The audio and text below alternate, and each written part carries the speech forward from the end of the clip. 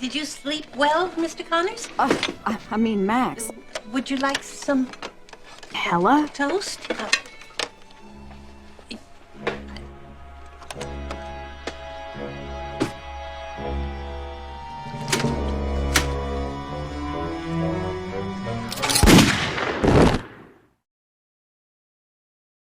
I originally had high hopes for Dontnod, a Paris-based video game development studio, when they released their first game in 2013, called...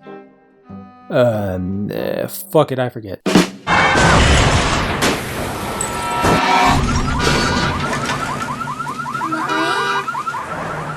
told you! See what happens? This is your fault! And everybody forgot for good reason, because its main character was tremendously bland for a retarded solipsist. Not listening, go away. Not listening. Not listening. The story was also retarded, the gameplay equally as retarded, and the one and only unique gimmick was painfully underutilized. The whole thing was quite honestly a huge waste of everybody's time. But it had its high points. The art direction was stunning, and despite Paris being mostly a slum, like it's rapidly becoming now, I honestly wanted to live there. The setting was so cool. It certainly didn't hurt that there weren't any actual French people in it. Or Arabs. I would have sex with all of these robots. All of them. The soundtrack was glorious as well, and I'm generally much more lenient with things when there's good music involved. But overall, Remember Me was a flop, in execution and in sales, so much that Studio Dontnod had to file for bankruptcy. I'm sorry, be judicially reorganized. So when Dontnod announced a new IP, Life is Tumblr, I was truthfully a tiny bit excited. Perhaps with all of their talent reined in and focused to a finer point, Dontnod could really hit this one out of the park. But my hopes soon plummeted when the first previews of the game came out and it was heralded to be episodic. And not only that, they ripped off the Telltale's game formula badly. I will remember this conversation. This is speaking as a non-fan of Telltale games. This asshole thinks he's getting on my boat! Ever since they moved away from more traditional LucasArtsian point-and-click adventure games, like Bone, Sam & Max, and Monkey Island. But maybe, I thought, if Dontnod was going to cut away, almost everything that makes a game, they could at least concentrate on telling a good story. Sad to say, when the first episode came out, I got up to this bit before I laughed my ass off and deleted that shit from my computer. I can tell everybody Nathan Prescott is a punk ass who begs like a little girl and talks to himself. You don't know who the fuck I am or who you're messing around with.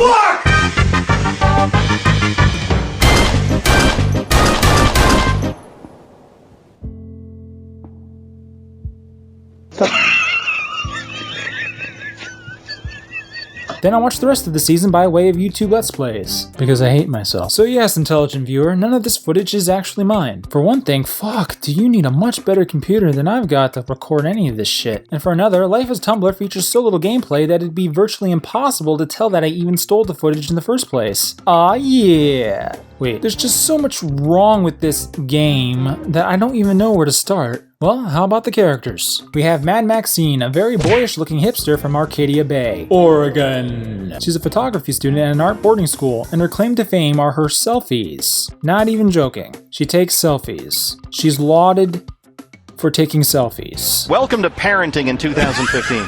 They're all just completely transfixed.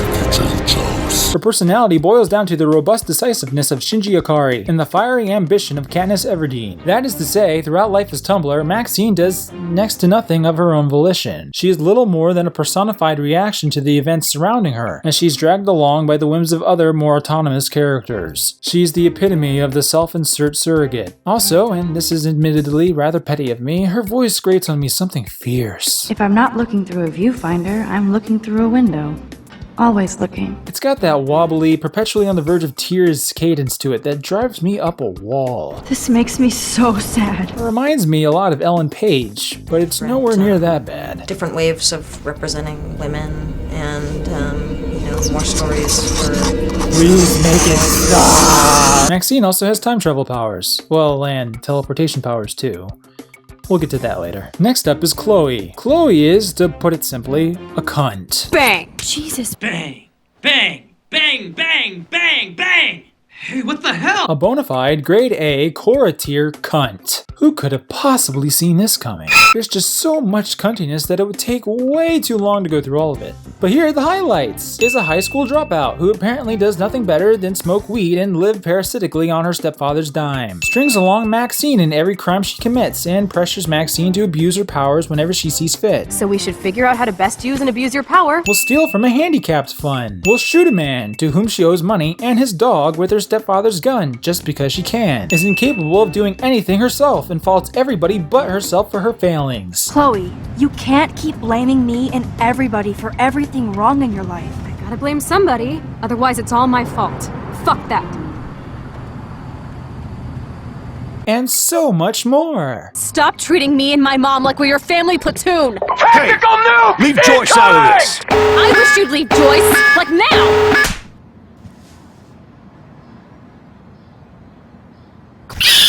Then there's Warren, the White Knight. Sensitive usually means won't be having sex with you. Oh God. You need a sensitive woman to kick your ass. If I was lucky. He's head over heels for Maxine, treats her like royalty, thinks only the absolute best of her, is at her beck and call, and expects diddly squat in return. You've always treated me like a person. Not a beta nerd. These are what a lot of adult men look back on and cringe internally at. I'm feeling pretty alpha now. Yes, you are. Over here, there's Bitch, whose only purpose in the story is literally, not figuratively, literally, to be a bitch. Now, why don't you go fuck yourselfie? Hold up. Hey, for my niggas who be thinking we Hey, what's with all of the girls in this game wearing elderly woman hairdos? No damn well. There's Nathan Prescott, a red herring. I mean it, his character serves no other purpose than to be a red herring. A blindingly obvious one, you nitwits. There's Mr. Jefferson, Maxine's photography teacher at hipster bullshit art school and residential serial killer. Why? Why? Why? Start listening to me, you dumb cunt. This guy fucks. A real jerk-ass, and problematically, the only character I ever rooted for. It might be cool if you took one of your patented selfies now. Now, almost all of these characters are horrifically written. The dialogue in Life in Tumblr, I can say without exaggeration, is some of the worst I've seen in the medium. Let's talk business. You got hella cash. You are going to get in hella more trouble for this than drugs. You hella saved my life. What the fuck ever? Get off my crack, whore. Are you serial? You have mad skills, Max. Awesome sauce? Amazeballs. I've literally just got chills all over my neck. Not now, Max. I'm contemplating shit. Good to know Frank has a knife lying around. I just vaped some dank OG bud. I fixed everything. Wowzer. Wowzer. Wowzer. Wowzer. Wowzer. I see why Chloe hangs here. She's a steampunk. But this isn't anime or a video game. It is hella cold out here. Hella? I hate that word, no offense. Hella yes! Hella best friends forever. Hella fucking paranoid. Hella insane fucking day. Hella stupid usually. It's like a bunch of middle-aged Frenchmen set out to write a bunch of American teenage girls and hit it square on the money. Ready for the mosh pit, Shaka Bra. Yeah, you heard me right. Those of you who think this dialogue is either unrealistic, put on, inorganic, or ham-fisted, you haven't been around a great many teenage girls. They do, in fact, talk like this. Like, oh my god! I say this also as a man who attended a residential high school for the arts. If you ever want to visit a safe haven for some of the most self-absorbed, infantilizing, entitled shitstains on the face of this earth, visit an art school. Or Yale. As your position as master, it is your job to create a place of comfort and home for the students that live in Silliman. You have not done that. By sending out that email, that goes against your position as master. Do you understand that? No, I don't agree with that. Then why the fuck did you accept the position? Because Who the fuck hired you? I have a different You vision. should step down. If that is what you think about being a master, you should step down. It is not about creating an intellectual space. It is not. Do you understand that? Do you understand? It's about creating a home here. You are not doing that. supposed to be our advocate! Unfortunately, Dontnod, realism does not equate to good. Realism equaling good is a fallacy that, yes, a lot of people fall prey to. But traditional narrative structure and characterization trumps realism every time. Speaking of narrative structure, Life is Tumblr's story is a ridiculous, nonsensical clusterfuck of a mess. But I'm not about to make another feature-length film here, so this is the SparkNotes version. Chloe, the blue-haired cunt, strings a submissive Maxine along to help her find her friend Rachel, abusing Maxine's out-of-nowhere magical bullshit time travel powers whenever possible. Turns out Rachel was killed by Mr. Jefferson. Red Herring is the one to actually kill her, but what the fuck ever. Also, turns out that Maxine's powers randomly jump-started a mini-apocalypse for no reason at all. In the end, either Chloe must die or everybody in Arcadia Bay dies for, you guessed it, no reason at all. There are a couple of subplots that pretend to be connected with the main one, but either aren't or are just barely. Here are the highlights. Bullying! A girl named Kate can be bullied into suicide. Maxine can either save Kate with her powers or let her die. You know how humiliating this is for me? Eat shit and die.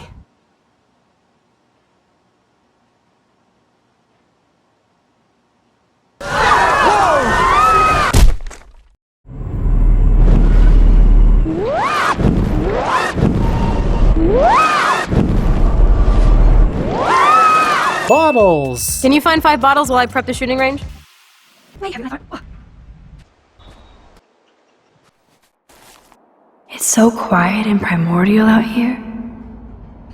I always feel like the forest is whispering to me. You are a cunt. Like Arcadia Bay is trying to tell me something.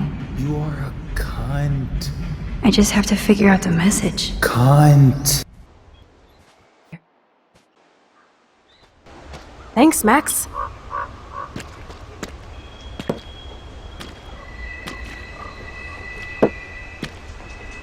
It's just bullshit. Insightful commentary on gun rights. Thought you believed in gun control. Yes, I believe I should control the gun. It's the men who need to be checked. Jesus, I shot myself! Ugh, I shot myself! Back up, back up! Gun? Papadoo! You fucking killed my dog! Oh my god!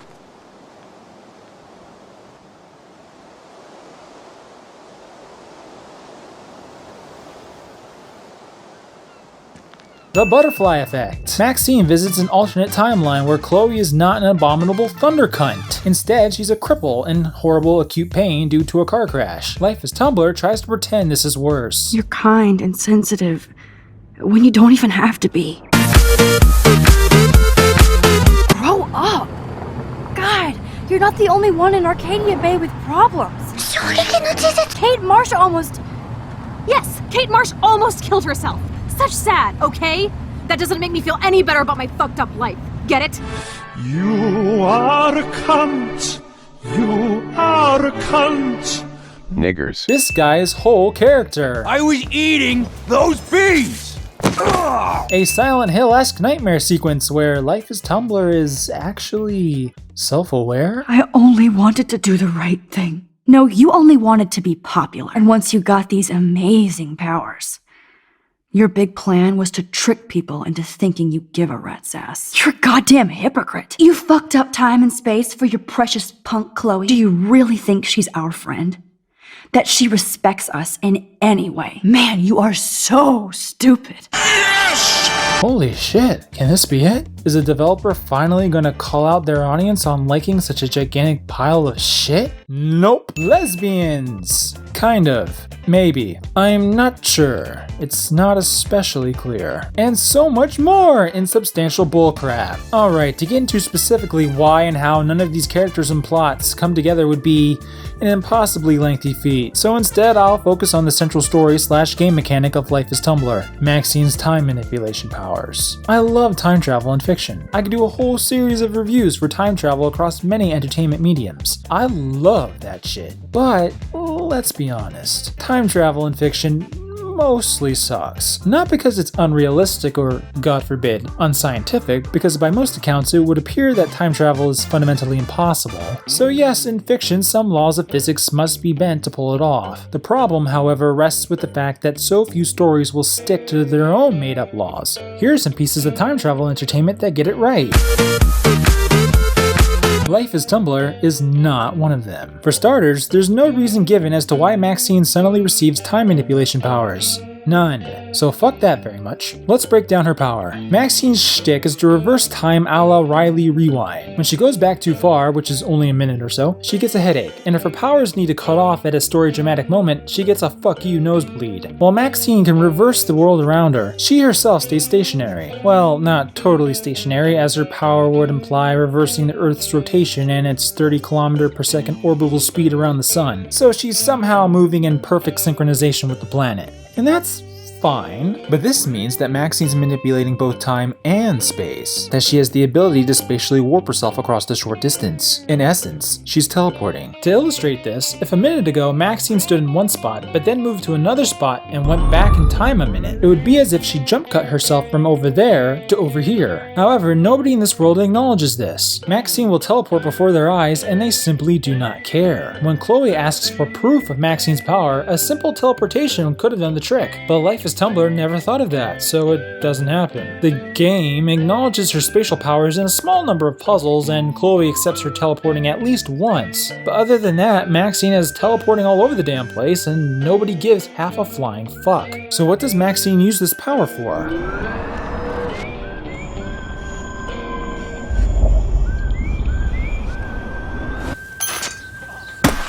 No way! No fucking You way! okay, Victoria? Don't mess with Max, bitches. She can make herself a billionaire or god empress of the world, but she doesn't even attempt to experiment with her newfound powers. She barely even uses them to boost her photography career. Like, why wouldn't you... Fuck! Additionally, Maxine has the power to look into her photographs and teleport back in time to when they were taken. Why can she do this? I don't know. So why doesn't she stop 9/11? Well, that's actually a bad idea if you think about it. To do that would be to kill basically everybody born after 9/11 and switch them out for a different timeline of varyingly different people. She'd be a mass murderer on a much larger scale than the Jew. Why doesn't she go back to the earliest photos she's taken and take over the world? God damn it! Now, from what little we really know, there's no multiple worlds interpretation going on in Life is Tumblr. Maxine does alter her timeline into a different appearing timeline by changing the past and thus the future. For instance, from one where Chloe is a cunt and Maxine is unpopular, to one where Chloe is nice and Maxine herself can sit at the cool kids table. But since she has no memory of living in the new timeline upon returning to the new present, it's almost like she switched over to a parallel universe where she just killed the consciousness of the host body to replace it with her own out-of-time consciousness. But why would her affecting her own timeline prompt her to switch over to a parallel universe's timeline that she hadn't previously affected? I mean, it could, but there'd have to be some indication that that were the case, and that just isn't the case. But my Donnie Darko tangent universes! Look, there's no evidence of that. None. Even if there were, Maxine is too stupid to stop and even consider it. One has to conclude that this all occurs on a single linear timeline, where she's just fucking shit up and doing things like ODing Chloe for the perverse thrill of it, only to undo everything and uncripple her anyway. How can I be responsible for ending yours? I mean, there's gotta be another way. See you around. Sooner than you think. What a sick, twisted bitch. Anyway, for the sake of simplicity, we'll call this time travel model the Modifiable Conditions model, wherein Maxine can change the conditions of her past to modify her future. And in the process, somehow the butterfly effect / chaos theory doesn't kill everybody she knows and loves. Well, not immediately anyway. Because as it turns out, the butterfly effect is actually in the process of very gradually creating a stationary super tornado with hilariously little wind speed to kill everybody. And in the meanwhile, it's getting off on killing birds and whales and duplicating the moon and shit. Which is dumb. But wait, Maxine realizes that the super tornado can be cancelled out if Chloe dies at the start of the game like she would have originally if Maxine hadn't manipulated time to save her. How does she ever come to that conclusion? Plot, baby. It's all for the plot. But why is killing Chloe, and only Chloe, the only way to stop the tornado and save Arcadia Bay? Where's the direct correlation? What's to stop Maxine from using her powers to, say, dump a bucket of paint on these bitches later on? And why wouldn't that have a catastrophic butterfly effect? Why didn't anything else she manipulated have the same sort of effect? Why did anything happen in this game at all? There are a lot more a lot more issues that I had with Life in Tumblr's time travel, but they get fairly complicated. Like when Maxine changes the original timeline to the Cripple Chloe timeline, did she just pop back into existence without previously existing in that timeline somehow, or did she kill and replace the Cripple Chloe Maxine? But since Cripple Chloe Maxine had time powers, because there's no reason to assume she wouldn't, why wouldn't Cripple Chloe Maxine make changes to her own past to kill and replace other Maxines before the original Maxine could kill and replace her? So is the Cripple Chloe timeline the result of a single altered moment of the original timeline, or the result of numerous alterations made by numerous recursive Maxines to numerous recursive timelines? And if that's the case, how come none of these recursive Maxines killed the original Maxine, or was the original Maxine killed a long time ago? Timeline future Maxine not killed the original and never happened instead of the new timeline? You get my gist. The time travel is broken and stupid, and Maxine is fucking ignorant. And that's not even the worst part.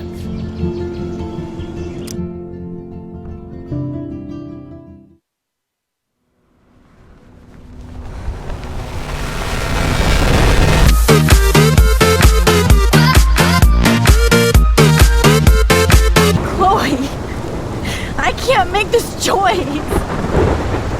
No, Max. You're the only one who can.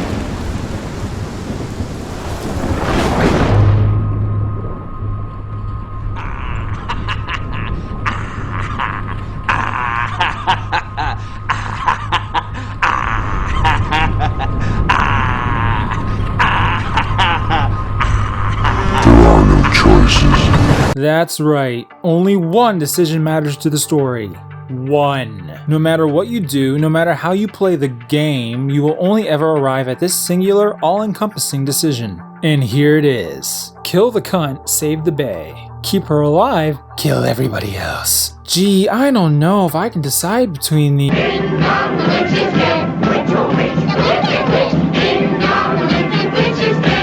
So really, your only choices are negating approximately 14 to 19 hours of gameplay by resetting the timeline, or negating approximately 14 to 19 hours of gameplay by letting everybody die because you should have reset the timeline, you fuck. Even Telltale can't top this level of hack chicanery.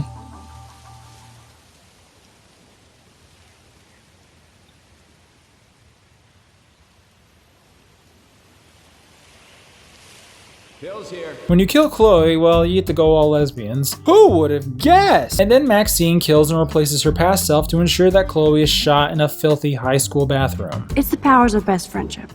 I know how you roll. Hold up, but if Maxine never manipulated time to save Chloe, then she would have never had to go back in time to stop herself from manipulating time to save Chloe, so how does that plot? Just plot. Life is Tumblr tries to make us care about Chloe dying with an overextended funeral scene where everybody who didn't even know her shows up for some fucking reason. All the while, there's this god-awful hipster music playing over it.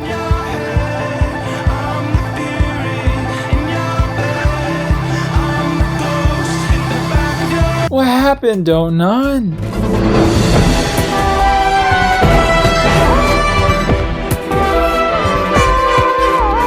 The other ending, which the developers clearly didn't anticipate anybody choosing, is a much shorter sequence where Maxine and Chloe drive through the wreckage of Arcadia Bay with more god-awful hipster music.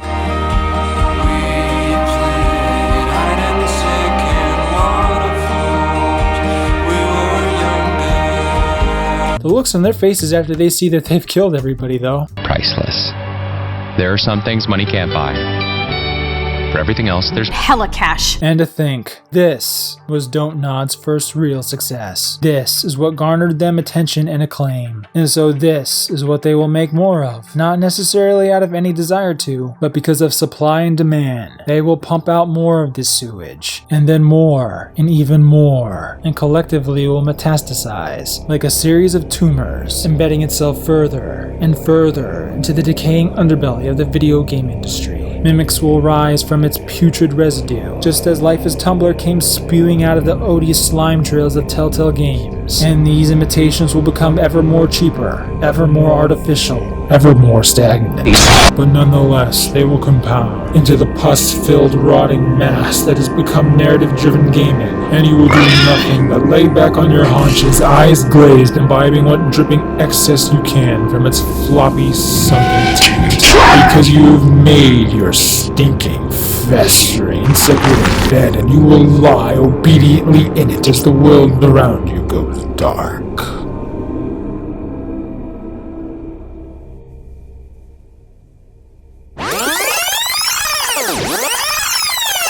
Hell out of 10, Game of the Year, choices totally mattered, would steal from the handicapped fund again. Good job!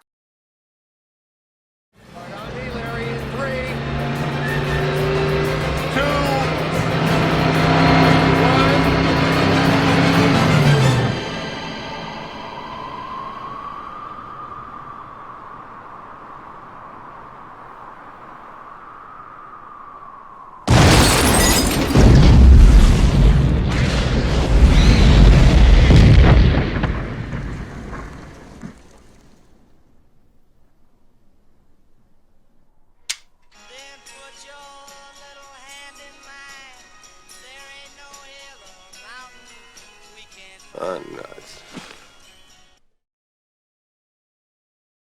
Hell out of 10, Game of the Year, choices totally mattered, would steal from the handicapped fund.